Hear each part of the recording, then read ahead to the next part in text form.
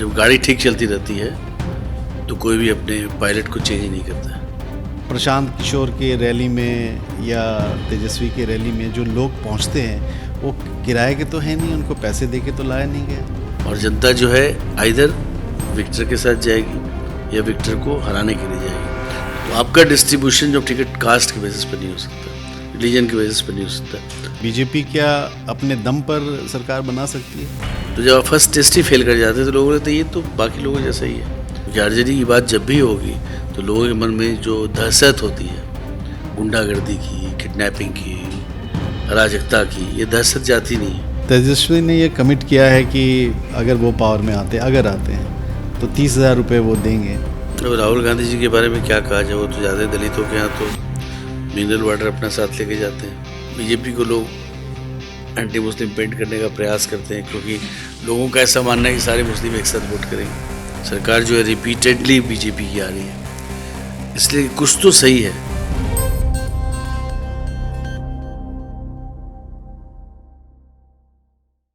नमस्कार, मैं हूं भारत पुत्र इरफान शेख और आप देख रहे हैं स्टार नेटवर्क। आज हमारे साथ स्टूडियो में मौजूद हैं सुदेश वर्मा जी, एक सीनियर जर्नलिस्ट और बीजेपी लीडर। आज का सवाल जो मुझे लगता है सबसे ऑप्टिमम क्वेश्चन है, क्या हो रहा है बिहार में? एनडीए जीत रही है 2/3 बहुमत के साथ और इसमें कोई शक और शुबा नहीं है क्योंकि एक माहौल बना हुआ है कि डबल इंजन की सरकार ही बिहार का ग्रोथ कर सकती है। और जिस तरह से बिहार का विकास हुआ है एनडीए नीतीश जी के नेतृत्व में, सबने देखा है। और जब गाड़ी ठीक चलती रहती है तो कोई भी अपने पायलट को चेंज नहीं करता है।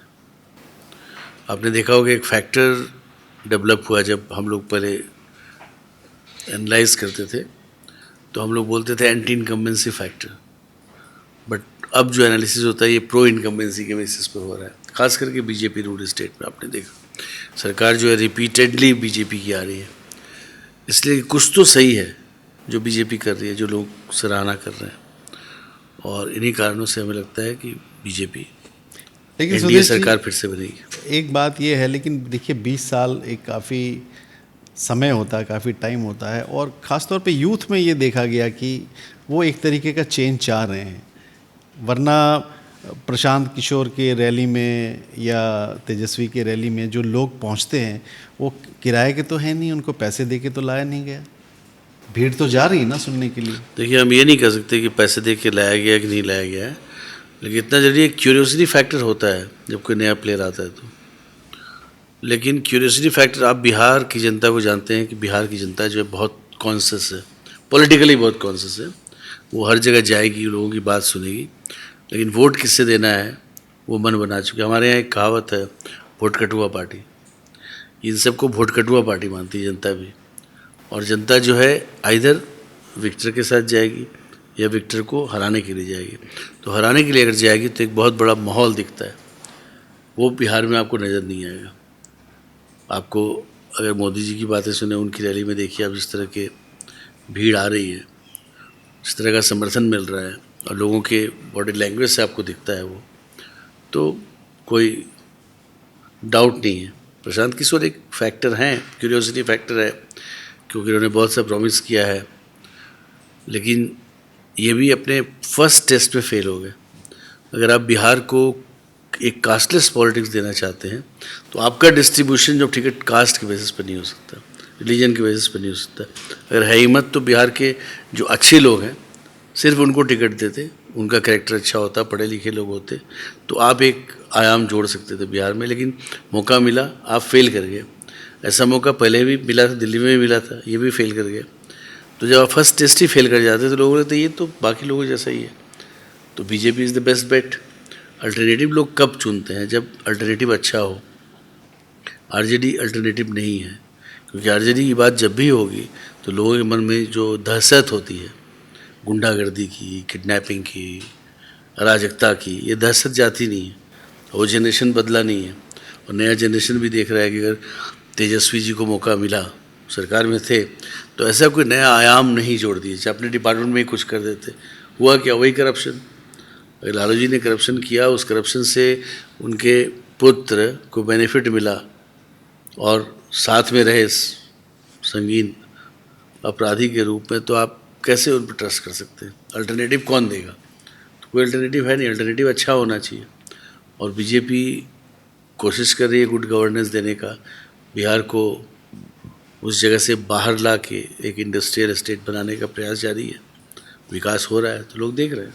सुदेश जी, एनडीए में देखा गया कि थोड़ा सा आपस में ही मनमुटाव हुआ था। जैसे कि चिराग है तो जितना सीट वो मांग रहे थे उनको नहीं मिला।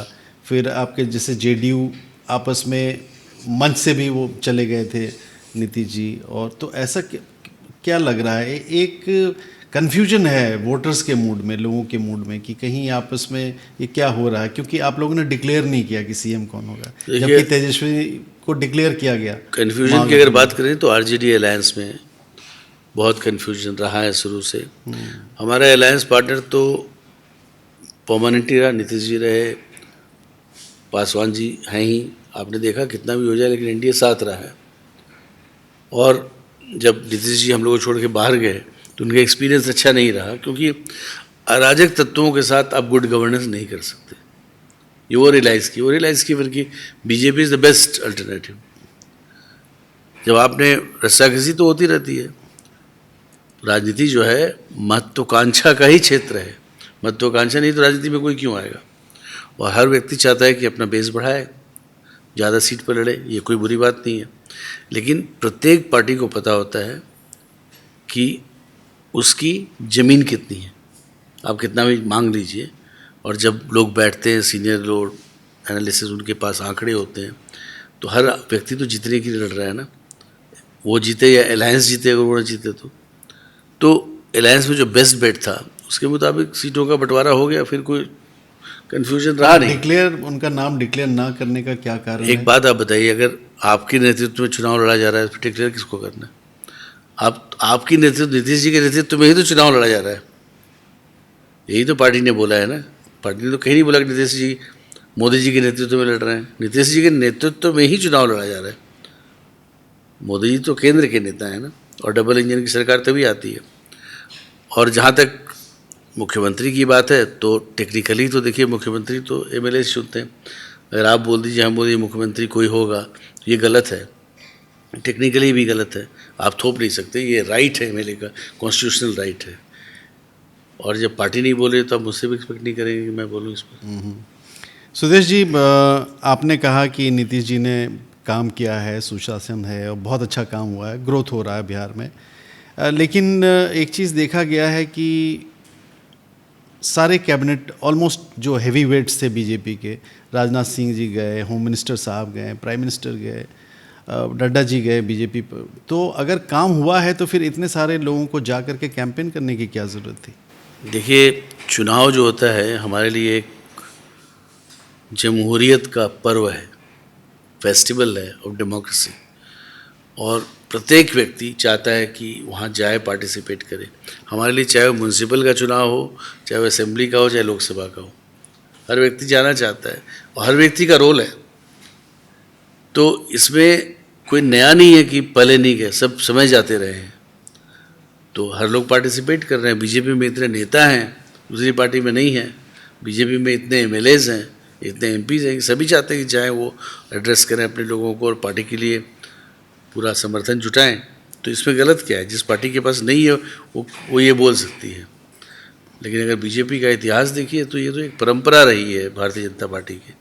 तो इसमें नहीं लगता मुझे कोई बहुत बड़ा मुद्दा है। आपका असेसमेंट क्या है कि जेडीयू को कितने मिलेंगे? बीजेपी क्या अपने दम पर सरकार बना सकती है?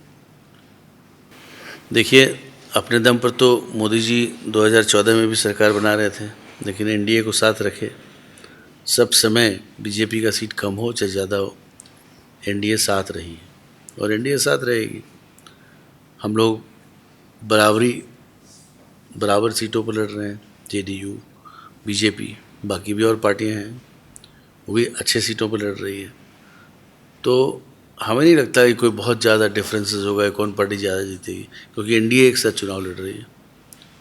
और एनडीए की सरकार बनेगी। अभी इस पर चर्चा करना कि किसका ज़्यादा है किसका कम आएगा हमें ठीक नहीं लगता। और जैसा कि पार्टी नेतृत्व ने भी कहा है कि 160 सीट तक तो हम लोग जीतेंगे, यानी जो 2/3 मेजॉरिटी के लगभग नज़दीक होता है।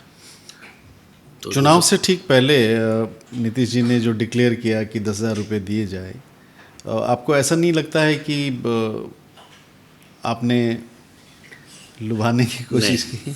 देखिए, अगर आप फैक्चुअल एनालिसिस करिए, आप पत्रकार हैं और फैक्ट्स बेस्ड अगर एनालिसिस करिए, तो ये डिसीजन बिहार की कैबिनेट ने लिया था।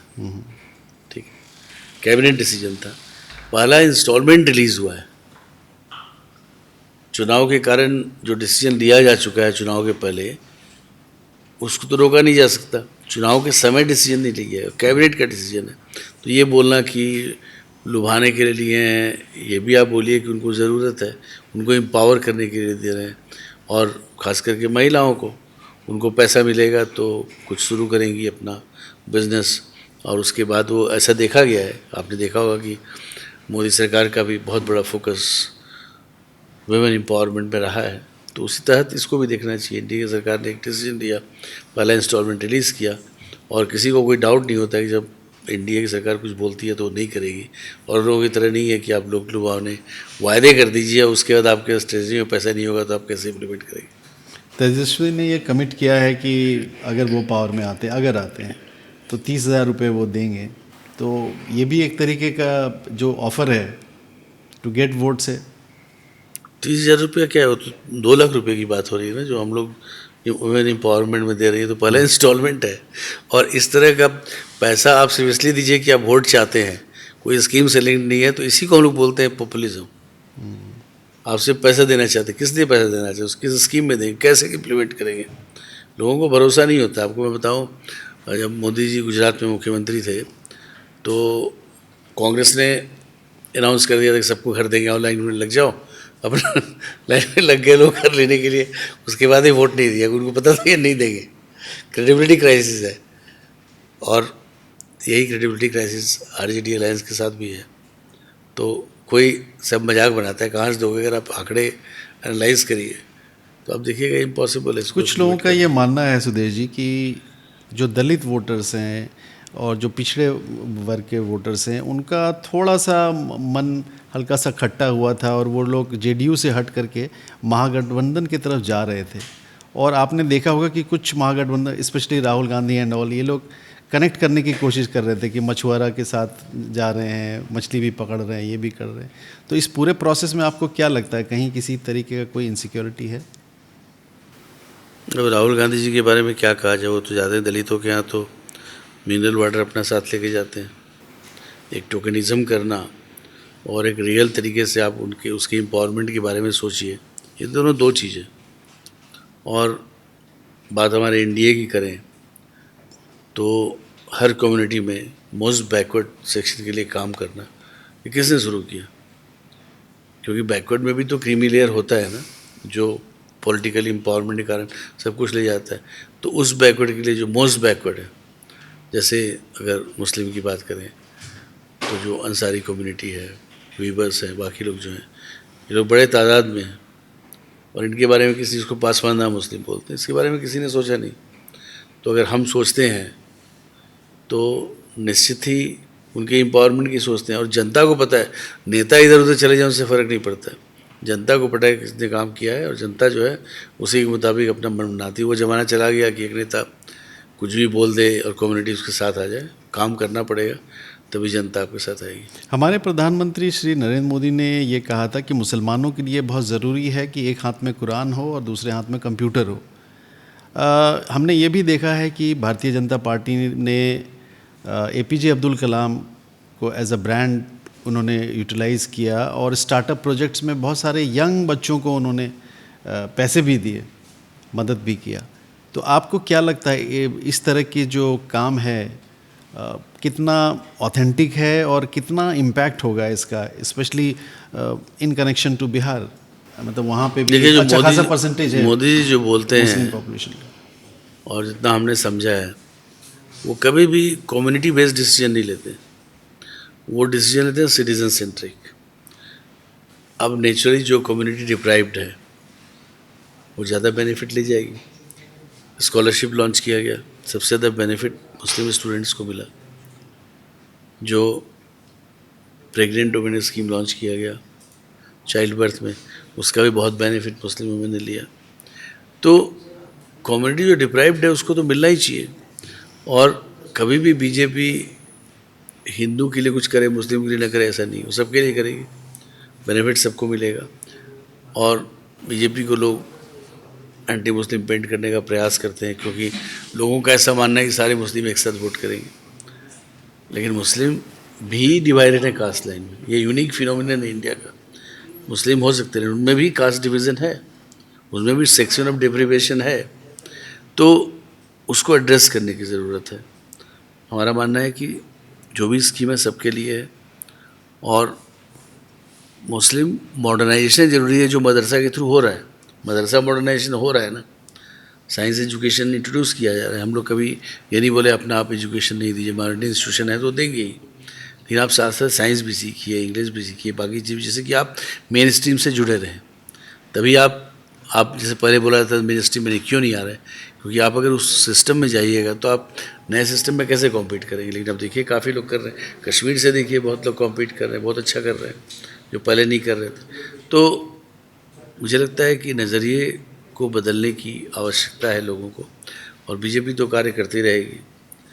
चश्मा कोई भी कुछ भी पहना दें, लेकिन ऐसा नहीं है। जो भी भारत में है, जो भी सिटीज़न ऑफ कंट्री है, वो मोदी जी की नज़र में है, उसके लिए मोदी जी काम करते हैं।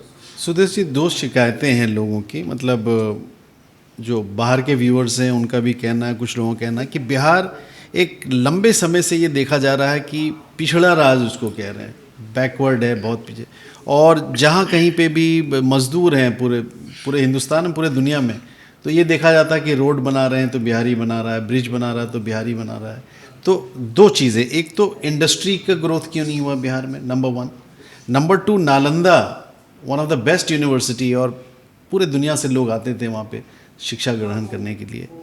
आज वैसा एक यूनिवर्सिटी वहाँ क्यों नहीं है, और इंडस्ट्री क्यों नहीं है? आप तो काफ़ी समय से हैं वहाँ। देखिए, बिहार शुरू से ही एजुकेशन सेंटर रहा है जी, और नालंदा को रिवाइव करने का हमने ही प्रयास किया, और बहुत अच्छे लेवल में। इंडस्ट्री की बात है तो industry has to be Bihar specific, क्योंकि बिहार में क्या है, गंगा नदी है, जिसके कारण एग्रीकल्चर बहुत डेवलप्ड है वहाँ। तो एग्रीकल्चर बेस्ड इंडस्ट्री ही वहाँ ज़्यादा सर्वाइव करेगा। इसलिए मोदी जो बोलते हैं ना, स्पेसिफिक कॉन्टेक्स्ट में आप इंडस्ट्री को लाइए। एक मॉडल सब पर सही नहीं होगा, उस स्टेट का मॉडल इम्प्लीमेंट हो सकता है। तो हमने प्रयास किया, एग्रीकल्चर का काफ़ी पार्क्स वगैरह आए हैं जो इम्प्लीमेंट कर रहे हैं इसको। और बिहारी जो है, देखिए हर जगह आपको मिलेगा, जो भी आप एलिट सर्विसेज मानते हैं, IAS मानिए, IPS मानिए, बाकी सब जगह आपको बिहारी मिलेंगे स्टूडेंट जो अच्छा कर रहे हैं। ऑफ कोर्स बिहार बहुत बड़ा लेबर भी सप्लाई कर रहा है, कंस्ट्रक्शन वर्कर्स। फिर आप पंजाब चले जाइए, हरियाणा चले जाइए, वहाँ पर भी खेती में भी काम करना, उससे भी उनका एम्पावरमेंट हुआ है। ऐसा नहीं कि एम्पावरमेंट नहीं हुआ। जब बाहर जाते हैं उन्हें मिलता है, घर में जाते हैं, फिर ज़मीन खरीदते हैं। लेकिन बिहार को एक कॉम्प्रिहेंसिव तरीके से विकास करने की आवश्यकता ज़रूर है, जिससे कि वहाँ से पलायन ना हो।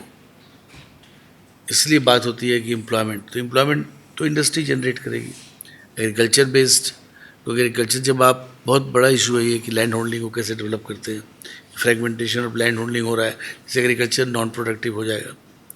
तो ज़रूरत है कि लोगों को वहाँ से मूव करके एक इंडस्ट्रियल वर्कर की तरफ मूव किया जाए, जिससे कि नौकरी मिल सके। सरकार में देखिए बहुत ज़्यादा नौकरी तो होती नहीं, सरकार में कितने लोग ऑब्जॉर्व हो गए, और अब तो प्राइवेटाइजेशन भी काफ़ी ज़्यादा हो गया है। तो इंडस्ट्री एक सॉल्यूशन है, और हमें लगता है कि शुरुआत अच्छी हुई है और आगे भी अच्छा होगा। बिहार का दिन आ रहा है, और ये मोदी जी और NDA के नेतृत्व में ही सफल होगा, क्योंकि मॉडल है कैसे डेवलप किया है, उसको इम्प्लीमेंट करने की आवश्यकता है। पहले से भी हो रहा है, मुझे लगता है कि अच्छा होगा बिहार के लिए। तो ये हम मान के चलें कि 14 तारीख को नीतीश जी फिर एक बार CM बन रहे हैं? अब ये मैं कैसे बोल दूँ, मैं MLA के राइट को कैसे अपने अब्रोगेट कर दूँ, अनाउंस कर दूँ, कुछ भी नहीं बोल सकता। लेकिन उनके नेतृत्व में ही चुनाव लड़ा जा रहा है। और फ़र्क क्या पड़ता है, कोई भी मुख्यमंत्री हो, नीतीश जी हो, कोई भी हो, वो एनडीए के एजेंडा को ही इम्प्लीमेंट करेगा। लोगों को ये भी मालूम है। देखिए, जितने भी मुख्यमंत्री हैं, आप देख लीजिए, वो मोदी जी के द्वारा दिए गए विकास के मॉडल को अपने राज्य में इम्प्लीमेंट कर रहे हैं। उसका रिज़ल्ट भी आप देख लीजिए, सरकार रिपीट हो रही है। बहुत ज़्यादा इम्पोर्टेंट नहीं है कौन कहाँ मुख्यमंत्री बनता है। और नीतीश जी का तो लीडरशिप इस्टेब्लिश्ड है बिहार में, स्टॉलवार्ट है, इतने सालों तक मुख्यमंत्री रहे और बहुत अच्छा किया उन्होंने। तो बहुत सा फैक्टर से देखिए क्या होता है। Okay, thank you so much. Thank you. ये सुदेश जी ने कुछ बातें, एक अंडर करंट है, कुछ अंडरलाइनिंग थे, कुछ सवालों में ये चुप रहे। मुझे ऐसा लगता है कि व्यूवर्स को ये समझना चाहिए कि ये क्या कहना चाहते हैं। Thank you very much, God bless you all, thank you so much for watching star network.